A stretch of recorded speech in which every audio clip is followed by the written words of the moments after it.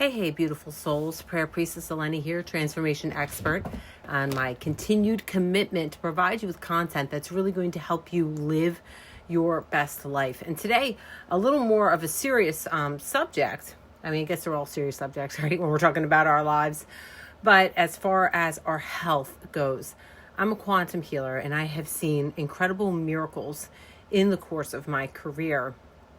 And one of the best tools that I have and I utilize is a book by Louise Hay called Heal Your Body. Now, this book breaks down the energetic cause of dis-ease within the body, meaning like certain thought processes, feelings, or emotions are going to manifest certain diseases in areas of the body. And I have found using that as a reference to be true when I'm working with my clients, breaking down their specific dis-ease and finding out what their negative belief systems are and breaking all of that down so we can rectify it by calling in the opposite. And something happened in my own personal life that has brought this back like full circle. And I just wanted to share this with you all. My dog passed away yesterday. His name was Zeke, and he was only 4 years old, and he was a wonderful, wonderful dog. After our fire, he just wasn't the same. He just wasn't the same. The days following the fire, he just laid by the fence while I cleared out what I could from the house. Even the children next door tried to play with him. He just was sad. He did not move from the one spot in front of the fence for like 3 days straight while we were there working. Obviously, he's with me in the other times when we left. And relocating, he just wasn't the same. And I just thought that he was sad. I thought he was, getting used to this new life. And in my heart, I thought, well, come spring, I think he's really going to make a turnaround, because he just didn't move around a lot. He wasn't the same, have the same zest for life. But at the old house, he had a whole yard. He could chase squirrels. He had a doggy door. Here, he had to be walked, and things were different for him. So I just thought he was adjusting. And I overlooked his deep sorrow. So I took my dog to the vet yesterday because his health declined literally within days.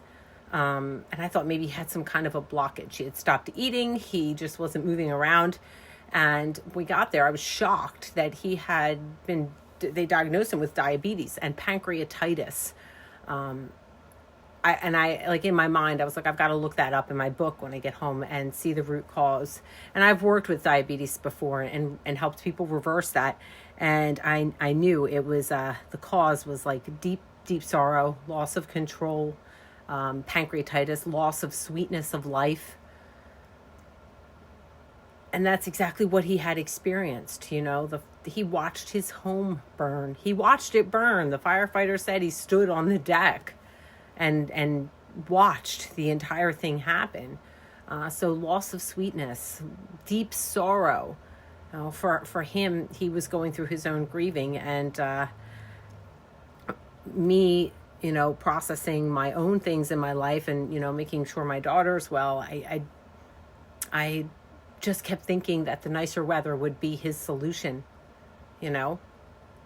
And my dog paid the ultimate price for energy not being handled, right? So it brings me back to why I do what I do and how important it is to recognize if you're feeling sad or depressed or off. These things happen, okay? Life happens. It's about how can we let the light back in so that this doesn't become a repeating energy that is going to settle somewhere in your body and create a dis-ease. Okay, so just really honor. If you're not feeling well, if things aren't, spiritually, emotionally, you're distraught and this is going on and on, get into action, because this truly does manifest within you. It's a negative energy, and they will settle in different parts, but things can be done about it. This is the work that I do, and these are the miracles that I've seen. I've seen cancer disappear. I've seen juvenile diabetes disappear. I've seen these things by calling in the opposite of whatever the initial cause energy is or belief system is. That pesky unworthiness belief manifests in you. That that belief that you're unlovable manifests in you. So really, it is so important to do the deeper work and let yourself be loved and love yourself and get as close to God, spirit, universe, however you want to address it, as you can. Your physical vessel can only withhold so much negativity before it's going to affect you. Yeah, so like I said, a little more of a serious video today, and I just felt called to share this story with you because it brought it back to me like a full-on evaluation. Okay, am I needing more positivity in my experience anywhere? Like what happened with my dog, kind of like whoa, and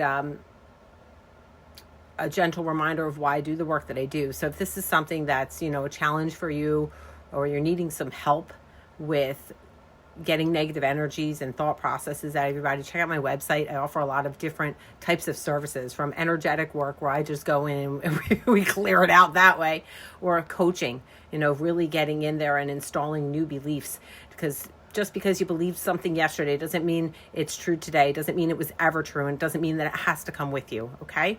I love you all so much. Bye.